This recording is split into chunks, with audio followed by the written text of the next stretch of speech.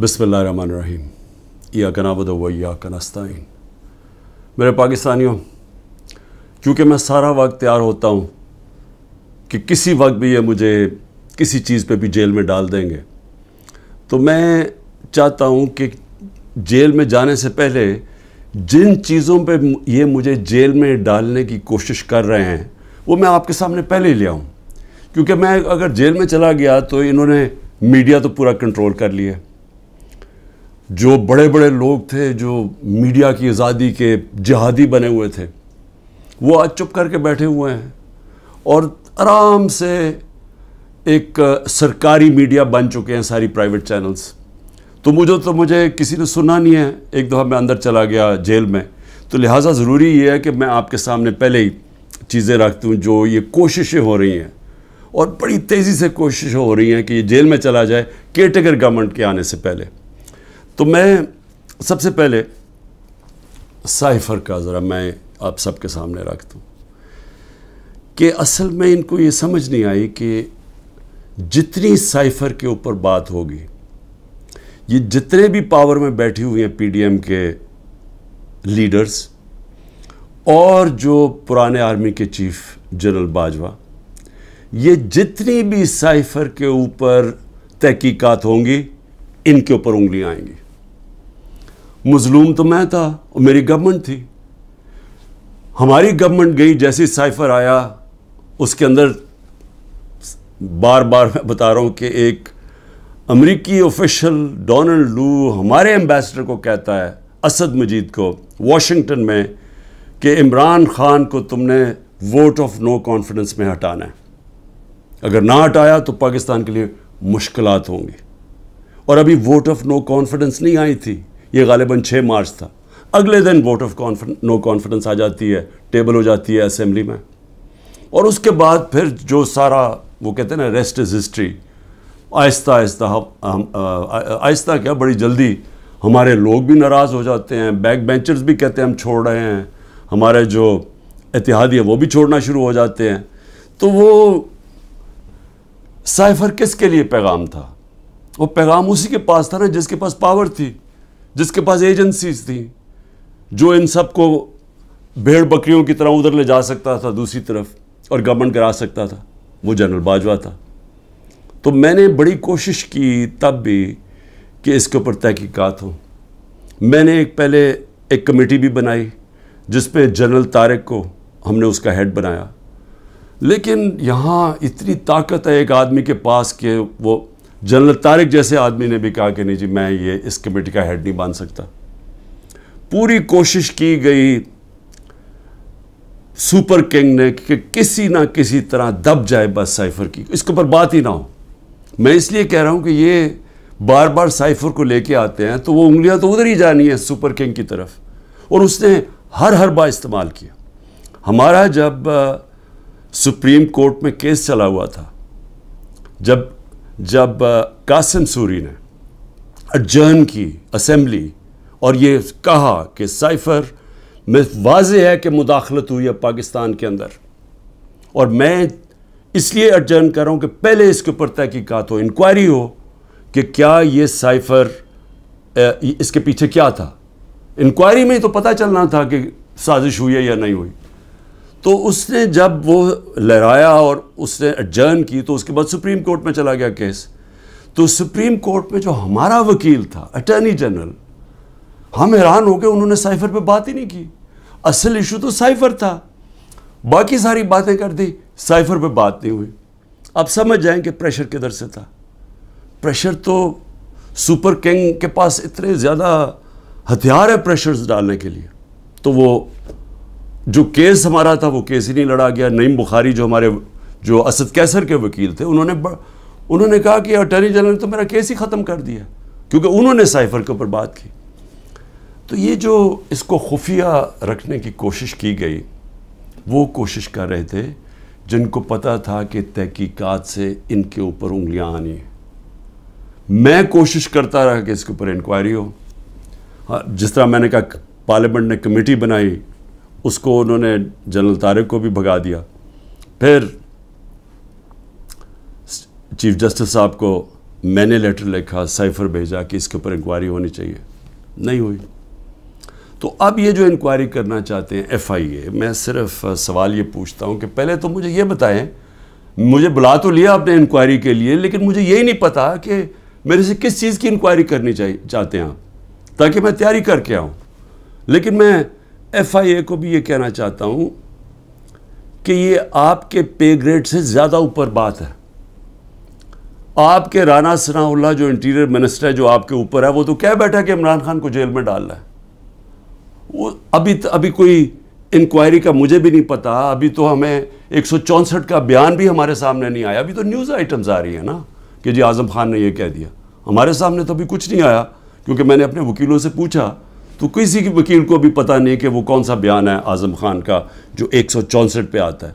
ये तो news items आ रही हैं। तो अभी से ही वो कहना शुरू हो गया है कि जी इसने जेल में जाना है, जो FIA का हेड है। तो FIA की क्या हैसियत रह गई?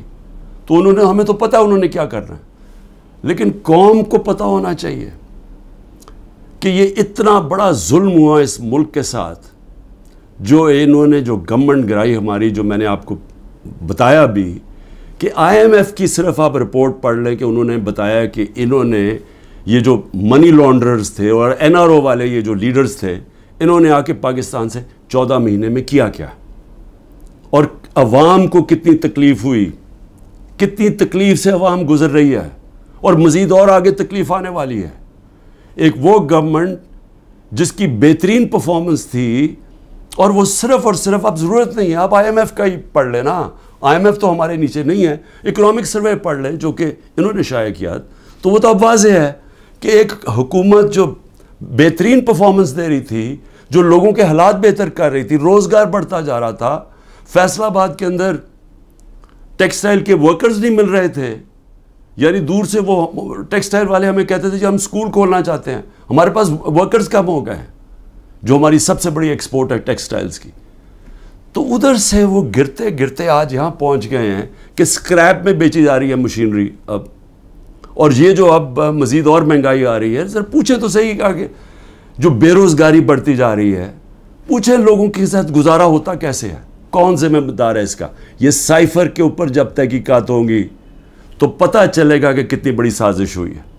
तो मैं तो चाहता हूँ कि एक सही माने में इसके ऊपर इंक्वायरी हो। मैं तो तब भी कोशिश कर रहा था, लेकिन तब तो होने नहीं दी। तो अल्लाह करे कि इसमें से ही कुछ चीज़ निकलाए, लेकिन ये FIA नहीं कर सकती, कि वो तो कंट्रोल्ड है उन्हीं लोगों से जो उन्होंने फ़ायदा उठाया ये साजिश से। दूसरी चीज़ है, अब 2 और मेरे ऊपर नैब के केसेस हैं। एक है अल कादर। अब अल कादर के ऊपर मैं आपको बता ही चुका हूँ कि वो केस ये है कि इमरान खान ने मलिक रियाज को फ़ायदा दिलवाया, क्योंकि उसने उससे पहले अल कादर यूनिवर्सिटी बनाई थी। और अल कादर यूनिवर्सिटी क्या है? चैरिटी की यूनिवर्सिटी। चैरिटी का मतलब ये कि सीरत नबी के ऊपर जो हमारा जो आइडिया है कि लोग लीडर्स निकले नबी सल्लल्लाहु अलैहि वसल्लम की सीरत के ऊपर चल के, जो दुनिया के सबसे बड़े लीडर थे, उसके ऊपर एक बेस किया कि कोशिश की कि इस मुल्क के अंदर समझ तो आए। और फिर सूफीज़म, इतने ज़्यादा लोग बड़े बड़े हमारे सूफ़ी जो लीडर्स थे, लीडर्स मैं कहूँगा, उनके बहुत बड़े लोग, आज भी उर्स पे लाखों लोग आते हैं, उनके कलाम का पता तो चले, लोग आके चले जाते हैं, ये तो पता चले कि वो पैगाम क्या देने आए थे। तो एक तो ये, और फिर दूसरी टेक्नोलॉजी।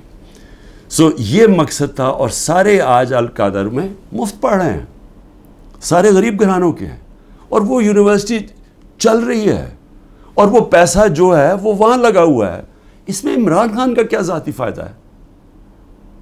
इसमें मुझे ये समझा दें कि मुझे किधर से फाइनेंशियल बेनिफिट हुआ है।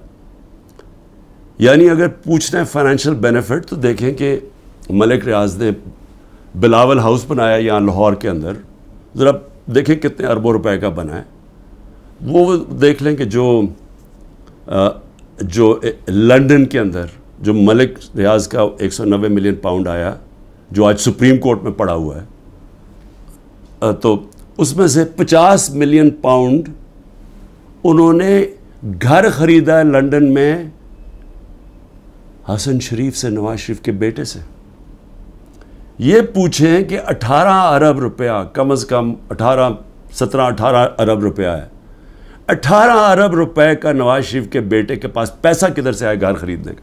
क्या इसलिए वो भाग गए थे बाहर? जब नैब ने उनको बुलाया और पूछना तो दोनों बेटे बाहर भाग गए कि जी हम पाकिस्तान के शहरी नहीं हैं। उसके अंदर वो पूछा किसी ने उनसे, और पैसा भी यहाँ पड़ा है। अगर वो कहते हैं गलत मत में आ गया, वो गवर्नमेंट ऑफ पाकिस्तान में, भाई आप पैसा पड़ा हुआ है सुप्रीम कोर्ट में, आप उन्हें कहें कि वहाँ उधर ट्रांसफ़र कर दें, लेकिन साबित करना पड़ेगा कि क्या ये पैसा मनी लॉन्ड्रिंग का था या नहीं। वो पाकिस्तान गवर्नमेंट को और बरतानिया में साबित करना पड़ेगा। तो हमारे पास भी यही चॉइस थी, हमने पैसा मंगवा लिया, पैसा यहाँ पड़ा है, तो चोरी किधर है इसमें? ये अलकादर, दूसरा तोशा खाना। अब तोशा खाना का ज़रा समझ जाए वो तोशा खाना है क्या। ये लोगों को है जी पता नहीं क्या इतना बड़ा उसको बना दिया। 70 साल से तोशा खाना के अंदर वही कानून चलते आ रहे थे। जो भी आपको गिफ्ट मिलती है, और वो याद रखें प्राइम मिनिस्टर को नहीं मिलती, प्रेसिडेंट को मिलती है, आर्मी चीफ को मिलती है, वजीरों को मिलती है, प्राइम मिनिस्टर का जो मिलिट्री सेक्रेटरी है उसको मिलती है। ये जब जाते हैं बाहर तो ये गिफ्ट्स मिलती हैं। कानून सबके लिए एक है। जब से 70 साल से एक ही कानून है कि वो जाके वो फॉरेन ऑफिस में आती हैं, वो जाके देते हैं कैबिनेट सेक्रेटरी को, कैबिनेट सेक्रेटरी आगे इवैल्यूएशन के लिए एफबीआर को भेज देता है। एक इंडिपेंडेंट अप्रेजर है हमारे, वो नून लीग का अपॉइंट किया हुआ है, ये असेस करते हैं उसकी कीमत क्या है। फिर वो सबके पास प्राइम मिनिस्टर, वजीरों, जिनको भी तोहफा उनके पास आते हैं, जी ये है इसकी कीमत असेस, अगर आप इसको लेना चाहते हैं तो इतनी कीमत दें और ये गिफ्ट आप रख सकते हैं, और अगर ये नहीं लेना चाहते तो ये भी समझ आए वो फिर ऑक्शन होती है, वो जाके कोई भी खरीद सकता है। ये है कानून। अब इमरान खान के ऊपर क्या इल्ज़ाम है? मैं जब तहकीकात में कि जी वो जो उन्होंने असेस किया था, वो जो आपने जो उसकी कीमत थी गिफ्ट की, वो उन्होंने कम दिखाई है। भाई अगर उन्होंने कम दिखाई है, वो लोग अभी भी बैठे हुए हैं, उनसे पूछें क्यों कम दिखाई है। मैं तो उनमें से किसी को नहीं जानता। मुझे तो जो मिलिट्री सेक्रेटरी आके बताता है कि जी ये कीमत है, ये आपने देना, मैं उसी के मुताबिक चला। जो भी है मेरा सारा कुछ डिक्लेयर्ड है, सारा कुछ एफबीआर के पास रिकॉर्ड है, सारों के ऊपर जो भी मैंने अगर किसी को बेचा उसके ऊपर टैक्स दिया हुआ है वो रिकॉर्ड है, सब कुछ उनके पास पड़ा है। केस है क्या? वो केस ट्रायल पे चल रहा है, जज साहब बड़ी तेज़ी में ट्रायल चला रहे हैं, सब जुडिस है, मैं उसके ऊपर बात नहीं करूँगा, लेकिन मैं ये ज़रूर चाहूँगा कि एक फेयर ट्रायल में रहे, मौका मिले मौक़िफ़ रखने का, और मैं ये साबित करूँगा कि इसमें कोई चीज़ भी मैंने गैर कानूनी नहीं की। लेकिन जो मैं पूछना चाहता हूँ आज, अच्छा 3 तोशा खाना के ऊपर केस किधर हो रहा है? एक इलेक्शन कमीशन कर रही है केस, एक एफआईआर कटवाई हुई है, एक नैब केस कर रही है, एक इशू के ऊपर 3 केसेस चल रहे हैं। ये भी कोई वर्ल्ड रिकॉर्ड है, कभी ऐसे होता नहीं है। लेकिन इतनी जल्दी में है कि किसी ना किसी तरह इसको रास्ते से हटाओ, डिस्क्वालीफाई करो और इसको जेल में डालो। अब मैं सिर्फ अब आज नैब चेयरमैन से बड़े आपकी वजह से मुझे वो जिस तरह उठाया गया, आप भी एक उसमें आपकी वजह थी, और भी जिसने भी हुक्म दिया था कि गैर कानूनी और गैर आइनी तौर पे मुझे 9 मई को जिस तरह ज़लील करके उठाया गया मुझे इस्लामाबाद हाई कोर्ट से, उसमें आपका भी हाथ था। मैं सवाल ये पूछना चाहता हूँ कि चले मैं तो ये नैब के केस फेस कर रहा हूँ और करूँगा, कहीं मुल्क से बाहर नहीं भागूंगा, यकीन करें सारे केस फेस करूँगा, लेकिन मैं सिर्फ सवाल ये पूछता हूँ कि आपका ज़मीर कोई जागता नहीं है जब आपको पता चला है कि तोशा खाना के अंदर चोरी हुई है, और चोरी नैब के अंदर भी पता है, वो केस नैब में भी पड़ा हुआ था, लेकिन आपने बंद कर दिया वो। तो अवाम के लिए मैं क्या बताना चाहता हूँ, वो चोरी क्या थी? तोशा खाना का कानून है कि गाड़ी, जब भी कोई गाड़ी गिफ्ट करे, जो मुझे भी एक गाड़ी गिफ्ट हुई थी, आप तोशा खाना से वो नहीं ले सकते। आप अगर उसकी, इनके ज़माने में, ये भी मैं इनके ज़माने में 20% देते थे कीमत। मसलन अगर 10 रुपये उसकी कीमत आती है, यानी वैल्यू होती है गिफ्ट की, तो इनके ज़माने में 20% देते थे, 20 रुपये देते थे और फिर ले लेते थे। हमने जाके उसको 50% कर दिया, यानी अगर 10 रुपये का तोहफ़ा है तो 5 रुपये देंगे और फिर तोहफ़ा लेंगे, हमने बढ़ा दिया। तो इनके ज़माने में 20% होता था और फिर भी गाड़ी आप नहीं ले सकते थे। अब मैं सिर्फ आपको ये ज़रा, आपको पता होना चाहिए कि यह हो क्या रहा है। देखिए, नायब चेयरमैन को भी मैं ज़रा सोच रहा हूँ कि उनका ज़मीर शायद जाग जाए इस चीज़ पे। नवाज शरीफ मर्सिडीज़ सबसे महंगी गाड़ी होती है, BMW और मर्सिडीज़ महंगी तरीन गाड़ियाँ हैं। वो गाड़ी ख़रीदता है जो कि उसको इजाज़त ही नहीं होती, 6,36,000 रुपए में सबसे महंगी गाड़ी मर्सिडीज़ 6,36,000 पे लेता है। पहले तो क्या इसकी कीमत देखी, कोई मर्सिडीज़ इतनी सस्ती आती है, यानी उसकी कीमत देखा 42 लाख। कोई मर्सिडीज़ पाकिस्तान में 42 लाख की आती है, तो उसने सिर्फ 6,36,000 दिया उसका। तो पहले तो चोरी थी, क्योंकि आप गाड़ी नहीं निकाल सकते। फिर ज़रा कीमत देख लें। मैं और भी वैसे यहाँ कीमतें मैं देख रहा हूँ कि मेरे से नैब वाले पूछ रहे थे कि जी आपने ये बड़ी आपने सस्ती चीज़ें ली हैं, मुझे तो पता ही नहीं था। लेकिन ज़रा यह मैं ऐसी मेरी नज़र पड़ रही थी, एक पर्ल्स का नेकलेस, वो सोचे सिर्फ 27,000 दे के लिया नवाज शरीफ ने। फिर मैं देख रोलेक्स गोल्ड ब्रेसलेट और रोलेक्स 1,10,000 रुपए पे लेके लिया। वन रिस्ट वॉच, कार्टियर की रिस्ट वॉच, छोटी भी नहीं, और विथ डायमंड्स, हीरे लगे हुए उसके ऊपर, वो जी बड़ी महंगी उन्होंने ख़रीदी 40,000 रुपए में। तो क्या नैब को ये नहीं नज़र आया कि नवाज शरीफ ने चोरी भी की, एक गाड़ी भी, और कीमतें उन्होंने नहीं देखी। उसके बाद जरदारी साहब देख लें,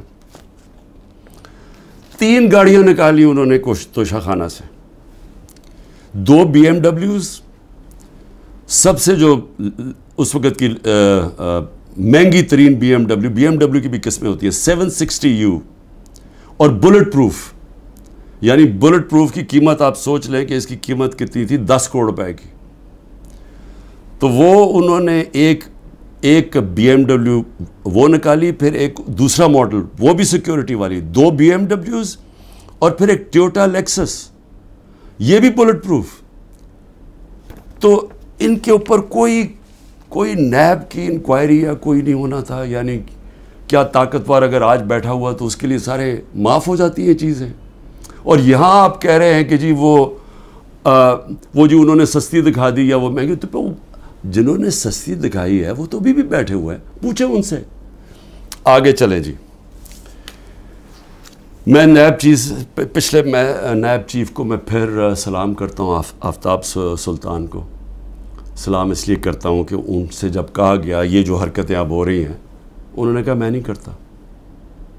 और मैंने सुना है, क्योंकि जब मैं नायब जेल में था तो सारों ने उसको स्टैंडिंग ओवेशन दिया जब वो रिज़ाइन करके जा रहा था। नायब के लोगों ने कि इतना किरदार का आदमी। लेकिन यहाँ ज़रा थोड़ा ज़मीर इस वक्त मैं जगाने की कोशिश कर रहा हूँ मौजूदा नायब के चेयरमैन। मुझे ये बताएं कि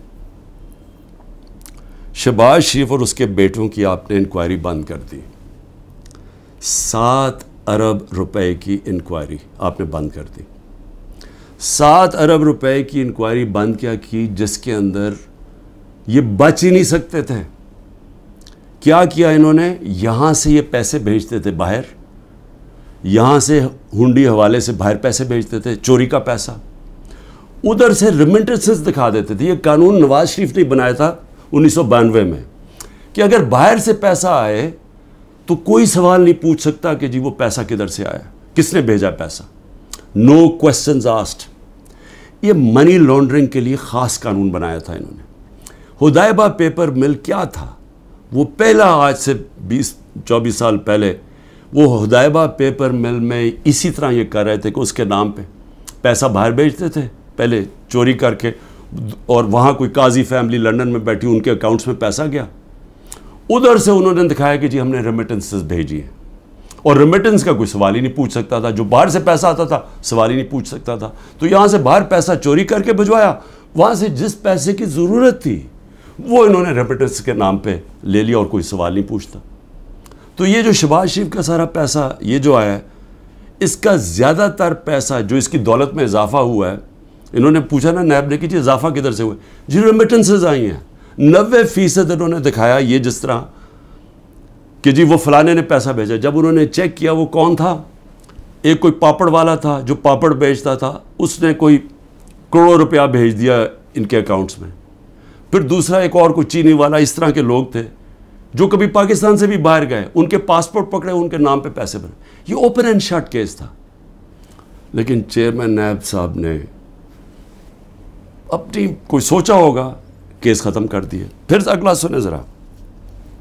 हाँ, मैं एक चीज़ भूल गया, मरियम नवाज़ भी, इन्होंने BMW ली, कोई मिडल ईस्ट से किसी इनको तोहफ़ा मिला, तोशा खाना मैं नहीं बताया कि वो आया बाहर से तोहफ़ा। जो भी आपको बाहर से तोहफ़ा मिलता है आपको डिक्लेयर करना पड़ता है, और वो जाता है तोशा खाना में। उन्होंने तोशा खाना में नहीं दिया, और उसी को गाड़ी को फिर इस्तेमाल करके आगे बेच दिया, और बड़े नफ़े के ऊपर। ये भी सीधी चोरी है। इसके ऊपर भी कोई किसी ने बात नहीं की, कोई नैब को कोई खटका नहीं हुआ कि कुछ गलत हो रहा है। फिर आगे चलें।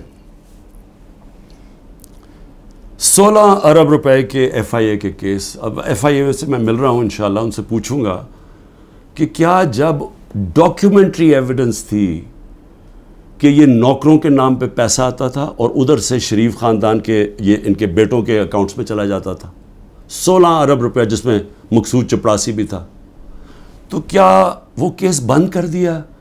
सोचा नहीं कि 16 अरब रुपया कोई छोटी रकम नहीं है?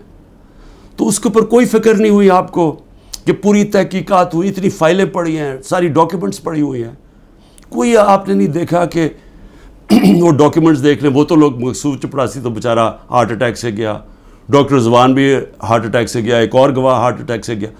तो कोई फिक्र नहीं है कि डॉक्यूमेंट्स भी पड़ी हुई हैं, उनके ऊपर FIA को इन्वेस्टिगेट करे? नहीं, क्योंकि ये अब कानून के ऊपर हैं लोग, इनको ये चोरी भी करें सब कुछ माफ़ है। फिर आगे चलें। आसिफ जरदारी, अच्छा, और मरियम के 4 लंदन के फ्लैट, ये भी एक बहुत बड़ी सब सारी मेरी कौम के लिए ज़रा सुन लें कि 4 फ्लैट लंदन के नवाज शरीफ ने जब पैनामा पेपर्स में पकड़े गए, इंकशाफ हो गया इंटरनेशनल 2016 में, तो नवाज शरीफ ने असेंबली में जाके कहा कि हाँ ये हमारे हैं और ये हैं वो दस्तावेज़ जो साबित करते हैं हमारे, वो झूठ निकले।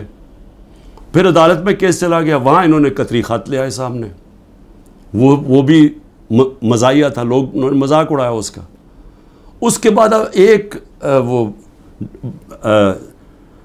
मरियम और इसके भाई हुसैन के बीच में एक कॉन्ट्रैक्ट साइन दिखाते हैं कि जी ट्रांसफ़र हुआ है फ्लैट 2006 में, वो जिसमें वो साइन किया, जो फ़ॉन्ट थी जिसमें वो टाइप आउट हुआ, वो अभी आई नहीं थी फ़ॉन्ट वो अगले साल आई।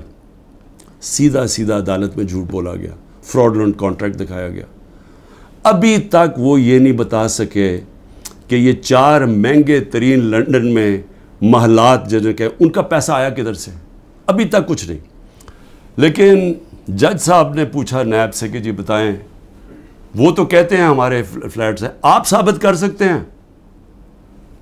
नैब ने कहा नहीं जी हम नहीं साबित कर सकते, चलो जी केस ख़त्म। तो एक तरफ तो ये हो रहा है। जरदारी साहब पे आ जाए। जरदारी साहब तो पहले मुशर्रफ ने जब इनको माफ़ किया इनकी करप्शन, तो उसके अंदर सबसे पहले था जो सरे महल, जिसका बड़ा शोर मचा। सरे महल के अंदर आप सब जानते हैं कि इन्होंने एक बहुत बड़ा एक रियल इस्टेट ले ली, कितनी एकर्स की, इंग्लैंड के अंदर सरे में।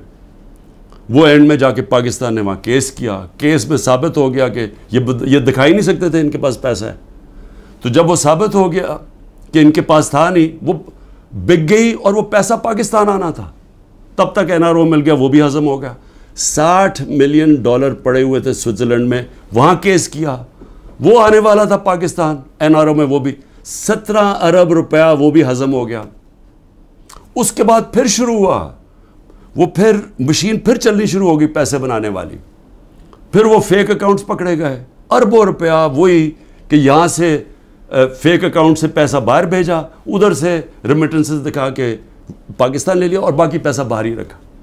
जो करप्शन हो रही है सिंध हुकूमत के अंदर, जो खुल के पैसा बन रहा है, जो सारे जानते हैं जरदारी सिस्टम कि हर चीज़ का कट मिलता है, वो क्या हमारी एजेंसीज को नहीं पता? क्या वो नैब को नहीं पता? लेकिन क्योंकि उनसे भी डील हुई है, वो भी आज ऊपर बैठे हुए हैं पावर में। लेकिन किन के ऊपर इस वक्त पूरा जोर लगा हुआ है? सारा जोर लगा हुआ है कि जी किसी ना किसी तरह इमरान खान और तहरीक इंसाफ को ख़त्म करना है। और हो क्या रहा है कि मजलूम हम, यानी साइफर के अंदर गवर्नमेंट मेरी जाती है और केस ही मेरे ऊपर हो जाता है।